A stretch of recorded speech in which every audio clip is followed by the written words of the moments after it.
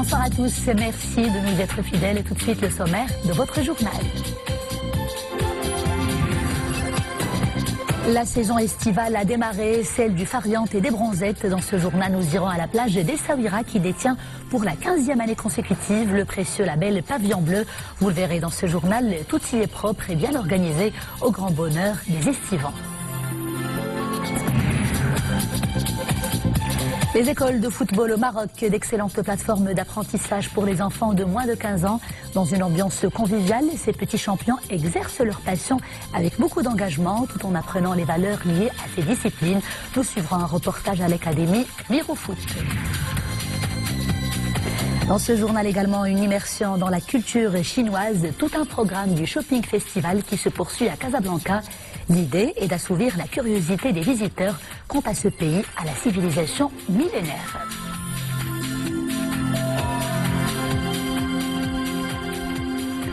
Bonsoir à tous. La semaine que nous quittons aura été marquée par la nomination mardi par Sa Majesté le roi Mohamed VI au Palais Royal de Rabat de nouveaux ambassadeurs du Royaume du Maroc à l'étranger et par la réception des ambassadeurs étrangers venus prendre congé du souverain. Le rappel avec Iman Ablo. Palais Royal de Rabat. Sa Majesté le roi Mohamed VI reçoit plusieurs nouveaux ambassadeurs dans les missions diplomatiques du royaume à l'étranger, auxquels le souverain a remis leur daïr de nomination. 22 ambassadeurs affectés dans plusieurs pays du globe, des capitales arabes, européennes, latino-américaines, asiatiques, mais aussi auprès d'instances et d'organisations internationales. Ces ambassadeurs auront la mission de promouvoir là où ils sont les orientations de la politique étrangère du pays, portées par une dynamique accrue et l'ambition de s'ouvrir davantage sur de nouvelles perspectives de coopération, dans le souci de diversifier les partenariats. Les nouveaux ambassadeurs ont prêté serment devant Sa Majesté le roi.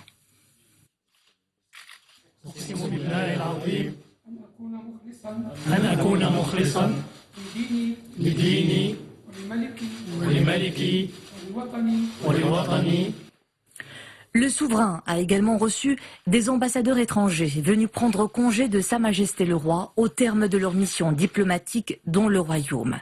Il s'agit des ambassadeurs de l'État du Qatar, de la République du Mali, de la République française, de la Confédération suisse, de la République fédérative du Brésil et de la République de Guinée équatoriale que le souverain a décoré de différents wissem royaux. Cette audience s'est déroulée en présence du ministre des Affaires étrangères et de la coopération internationale Nasser Bourreta et du chambellan de Sa Majesté le roi Sidi Mohamed Al-Alaoui. À partir d'aujourd'hui et jusqu'à mardi, les températures vont augmenter dans plusieurs provinces du royaume. Selon un bulletin spécial de la météorologie nationale, elles seront comprises entre 40 et 45 degrés. Cela concernera Rachidia, Zagoura, Tata, Assazag, Aousserd et Oued Dahab. Et en ces temps chauds, justement, la plage demeure l'endroit idéal pour se rafraîchir. Les plages du royaume sont enfin prêtes pour recevoir les vacanciers. Parmi elles, celles d'Essaouira. Tous les équipements nécessaires y sont disponibles. La propreté y est irréprochable et la qualité de l'eau de baignade répond aux normes internationales, ce qui lui a valu pour la 15e année consécutive le précieux label Pavillon Bleu. On voit tout cela dans ce reportage réalisé par Abdelghani Tahraoui sur un commentaire d'Iman Ablou. L'étendard bleu fait de nouveau son apparition sur une des plus belles plages du pays, la plage d'Essaouira. Pour la 15e fois de suite, la plage de la Cité des Alizés hisse le label environnemental et touristique international Pavillon Bleu, et ça s'explique. Le pavillon bleu est un label écologique reconnu par la Fondation internationale de l'éducation et de l'environnement. Le fait que cette plage soit encore une fois labellisée est une reconnaissance des efforts accomplis et de l'action commune menée par les différents intervenants sous la houlette de la Fondation Mohamed VI pour la protection de l'environnement. La plage d'Essaouira propose un certain nombre d'activités ludiques et divertissantes. Je cite à titre d'exemple les expositions qui s'intéressent à l'éducation, au respect de l'environnement et à la sensibilisation au sens écolo, chez les plus jeunes, mais aussi chez l'ensemble des estivants. Qualité des eaux de baignade, respect des normes d'hygiène, sécurité, aménagement d'espaces de loisirs et d'attractivités touristiques, accessibilité, la plage de la Cité du Vent et tout cela à la fois. Et ça fait recette. La plage est très très bien, oui. Immense, assez grande, avec des activités. Moi j'aime bien. Je reviendrai. On a vu déjà hier qu'elle est entretenue avec des engins qui ont mis le sable et qui nettoient tout ça. Et puis après, on a vu de temps en temps la police qui voit, qui passe. C'est une plage qu'on apprécie pour la propreté de ses eaux et pour la sécurité qui y règne. Ajoutez à cela les dépendances sanitaires dont elle dispose, y compris pour les personnes à besoins spécifiques. Le 15e pavillon bleu se fête comme il se doit. Au menu des activités festives, une pièce théâtrale interprétée par des élèves souéris, le procès du criminel de l'environnement. Visiblement, l'appel de la propreté est entendu.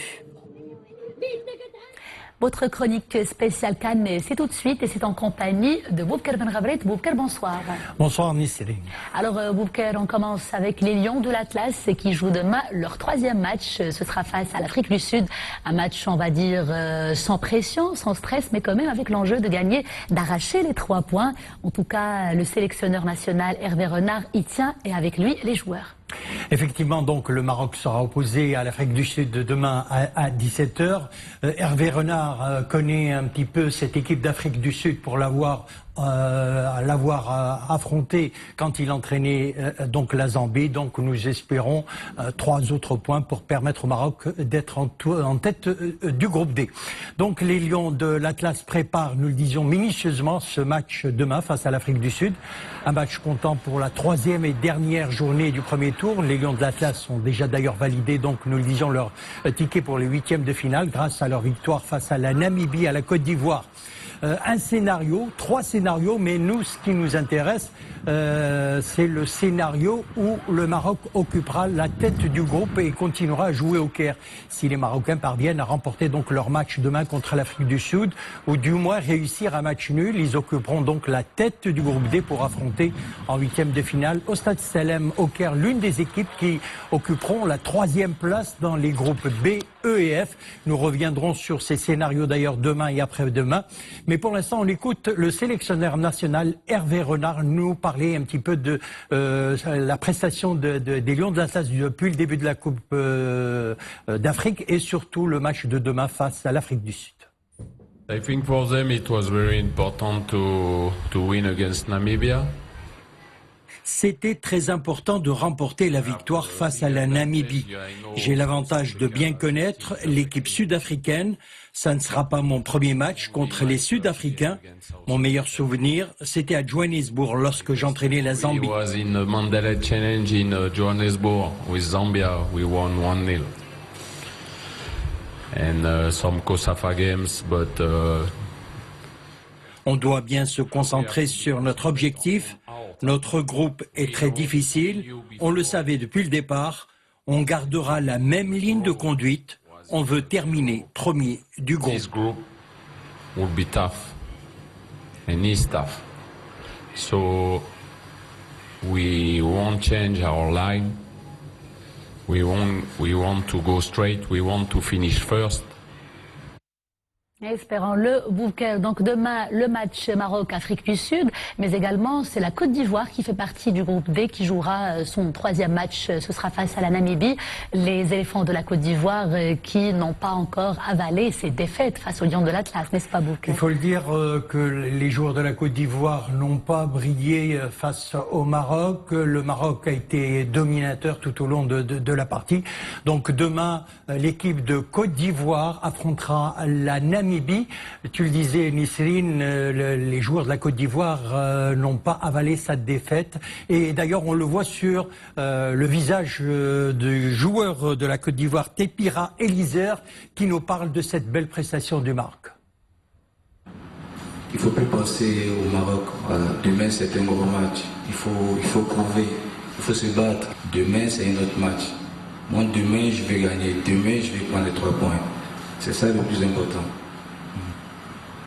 Donc Ils sont déterminés à gagner demain. Et tout le monde le reconnaît, l'équipe nationale est en forme avec une prestation exceptionnelle. D'ailleurs, c'est ce qui nous a valu d'être premier dans notre groupe, premier du groupe T, espérant qu'on va le rester pour pouvoir affronter, on va dire, les huitièmes de finale avec un moral de champion Boubacar. Nous l'espérons demain les autres 3 points face à l'Afrique du Sud pour rester en tête de groupe.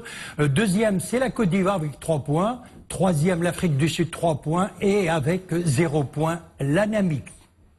Et à présent, Boubacar, le point sur les matchs du jour. 2 matchs ont été joués tout à l'heure, 2 matchs et 4 buts, avec une surprise des valeureux malgaches qui se sont imposés face au Nigeria avec 2-0. Et puis, pour l'autre match, Burundi-Guinée, il s'est soldé sur le score de 2-0 pour la Guinée, Boubacar.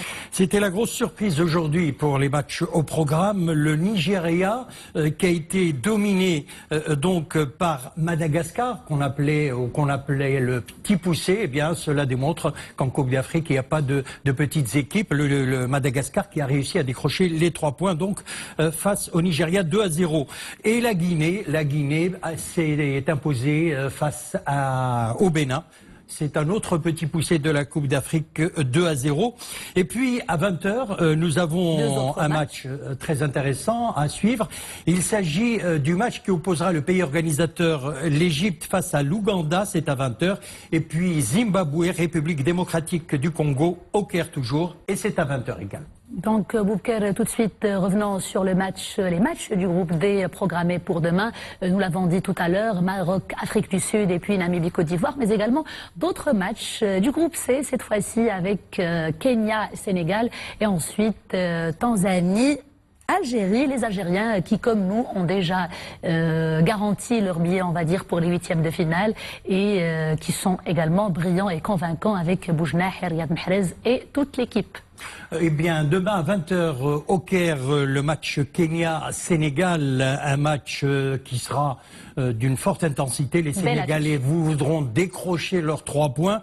Nous le disions, et c'est l'expression qui se dit en football, dans le jargon footballistique, il faudra qu'ils lâchent les chevaux. Et j'aime bien ce terme-là parce que ça montre que les joueurs seront vraiment sur la ligne de départ pour essayer de décrocher une victoire face au Kenya. Et justement, on écoute l'entraîneur du Sénégal et celui du Kenya à propos de cette rencontre. C'est un match effectivement décisif, donc nous avons envie de rester ici encore, de montrer encore de belles choses, de continuer l'aventure jusqu'au 19 juillet. C'est vrai, il y a eu une défaite contre l'Algérie, mais cela ne remet pas en cause, en tout cas notre objectif, c'est-à-dire d'aller le plus loin possible dans cette compétition. Comme j'ai eu à le dire après le match, ça a été un avertissement. C'est un privilège pour nous, encore une fois, d'être là. On s'attend à un gros match, un gros engagement de la part de nos adversaires. Justement, il va falloir qu'on soit costaud et on a notre destin en main. Voilà, c'est à nous d'aller puiser des forces que l'on ne soupçonnait pas exister chez nous et pour pouvoir s'en sortir, exister. On l'a fait en phase de qualification contre le Ghana. Est-ce qu'on est capable de le reproduire face au Sénégal? Je ne sais pas, je n'ai pas la réponse, mais j'espère qu'en tout cas les garçons prendront conscience qu'il faut qu'on donne tout. Voilà, c'était les déclarations de Sébastien Migné, l'entraîneur du Kenya, et tout à l'heure Aliou Cissé, l'entraîneur du Sénégal, et on s'excuse un petit peu pour la qualité du son. Alors, autre match demain, intéressant, 20h, nous le disions en début de cette rubrique, Tanzanie face à l'Algérie. Très bien, Boubacar. Et donc, nous allons nous quitter avec ce soutien qui nous vient de Colombie, de ce chanteur colombien Maluma, qui a brillé hier, qui a donné une performance exceptionnelle en clôture du festival Mawazine. La Colombie, on le sait tous, terre de football par excellence. Terre del Tigre, Radamel Falcao et de James Rodriguez qui brille au Real Madrid. Donc nous allons tout de suite revenir sur les moments forts de ce concert de Mawazine, de Maluma, et qui s'est vêtu du maillot de l'équipe nationale et qui a affiché son soutien aux Lions de l'Atlas avec beaucoup d'amour. Revenons sur ces images. Thank you very much. This has been such an amazing night. Thanks for coming. Thanks to everyone for making this happen. I feel very, very blessed to be here. I'm in love with your culture. I'm in in love with everything about Morocco. And before I leave, I want to sing this song for you. And if you guys can sing it with me, it would be amazing, okay?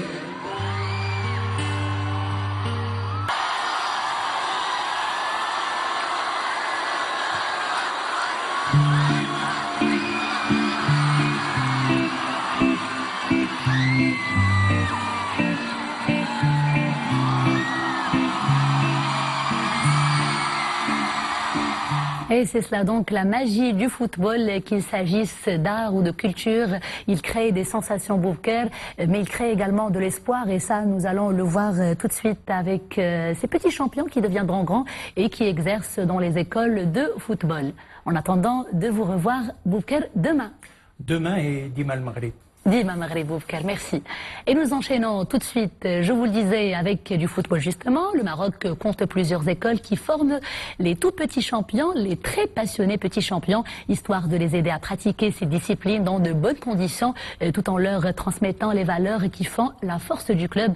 Focus tout de suite sur l'académie Mirofoot. Elle abrite la 7e édition du tournoi national des écoles de football au Maroc. Objectif, faire émerger de nouveaux talents.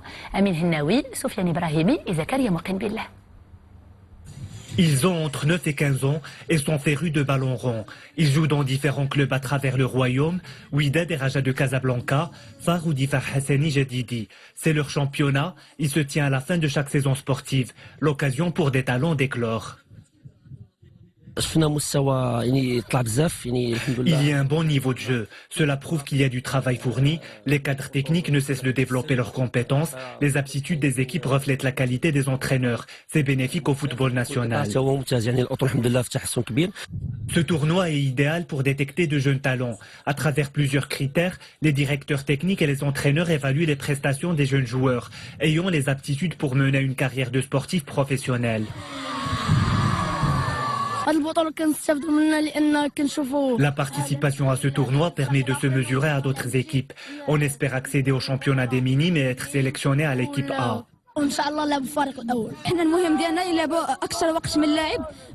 Le plus important est de jouer pour acquérir de nouvelles compétences. Nous remercions les responsables pour l'organisation de cet événement. Dans les catégories des 9 et 15 ans, la victoire est revenue à l'Académie Mirofoot.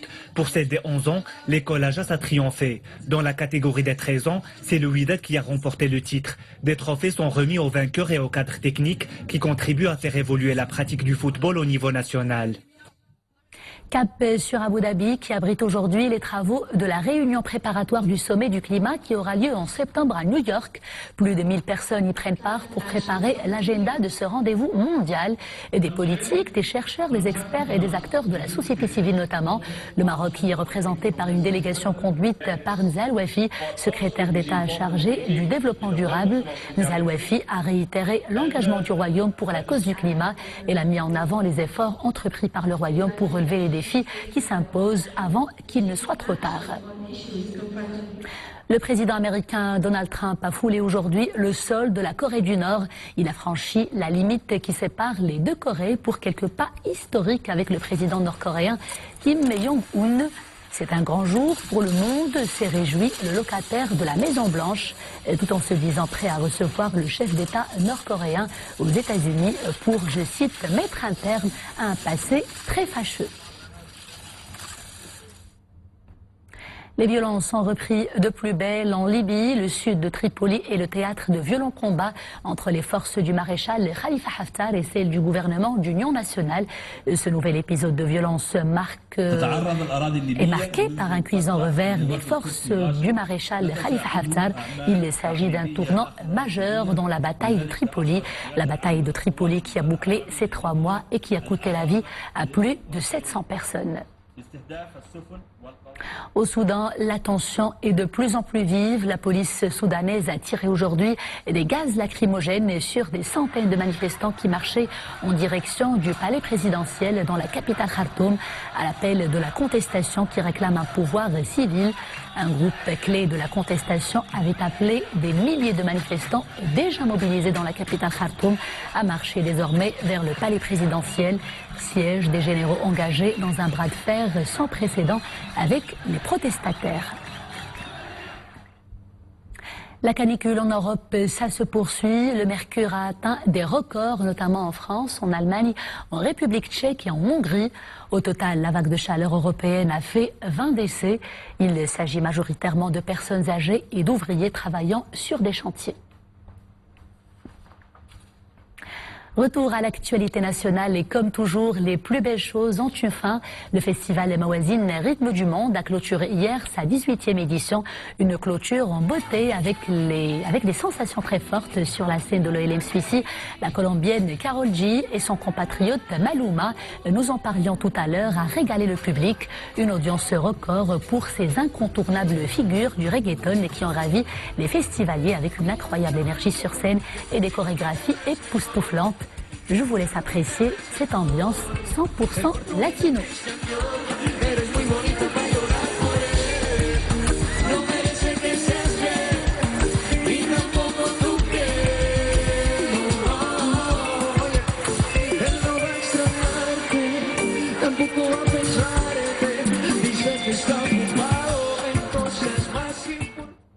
Autre scène, autre ambiance. Hier, à la plage de Salé, c'est Zinette Daoudia qui a mis le feu dès sa montée sur scène avec son instrument fétiche et son riche répertoire musical. Un répertoire qui va du shabi au rail en passant par l'Aïta.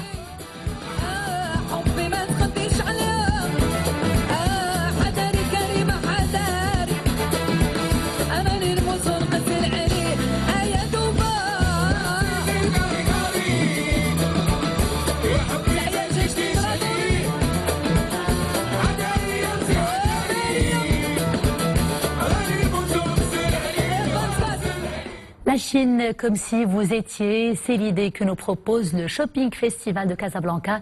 Lancé hier, l'événement plonge les visiteurs dans la culture de l'Empire du Milieu, qu'il s'agisse de tenues traditionnelles ou d'art culinaire. Une chose est certaine, la culture chinoise fascine grands et petits. Découverte avec Leila Asli, Mohamed Ouda et Sarah Katier. Dragons, pagodes traditionnelles et guirlandes, tout a été prévu pour célébrer la culture chinoise lors de ce festival de shopping organisé dans ce mall à Casablanca, le plus grand d'Afrique. Artisanat traditionnel et produits culinaires chinois sont proposés au public lors de ce festival. Nous lançons un festival de shopping, cette année en hommage à la Chine. Et pendant cette opération, nous lançons les soldes d'été qui vont durer du 27 juin au 18 août. Avec des remises exceptionnelles jusqu'à moins 80% sur les magasins du mall. Et en parallèle, une activité culturelle, initier les différentes facettes de la Chine. Pour le festival de cette fois, on a d'abord mis en place plusieurs standards. Alors une dizaine je pense, et chaque standard alors nous montre une certaine spécialité de la Chine. Par exemple notre standard, alors on fait la vente des éventails traditionnels chinoises qu'on ne peut pas vraiment trouver ici au Maroc. Donc c'est plutôt des articles qui ne sont pas très en commun ici au Maroc. Un programme de festivités riche et varié a été concocté avec la participation de troupes artistiques venues spécialement de Chine pour l'événement. Des animations exceptionnelles qui coïncident avec la saison des soldes. Ce festival nous offre des soldes et des promotions qui sont très attractives. En plus, il nous offre un vrai voyage au pays du dragon, la Chine, qui n'est plus si loin que ça. C'est des gros rabais. Pour moi, qui viens de Montréal, c'est des gros rabais. On n'est pas habitué à ça, donc c'est vraiment impressionnant. Il y a de la qualité dans les vêtements? Il y a de la qualité, vraiment, de la bonne qualité. Les visiteurs de ce centre commercial ont pu ainsi découvrir la danse du dragon, véritable spectacle traditionnel de la culture chinoise, mettant en scène l'animal légendaire, symbole chinois du bonheur et de la prospérité. c'est la fin de ce journal. Merci de l'avoir suivi. À 21h, vous avez rendez-vous avec Kais Mohsin pour Araïsia. Quant à moi, je vous retrouve demain, toujours avec grand plaisir. D'ici là, portez-vous bien.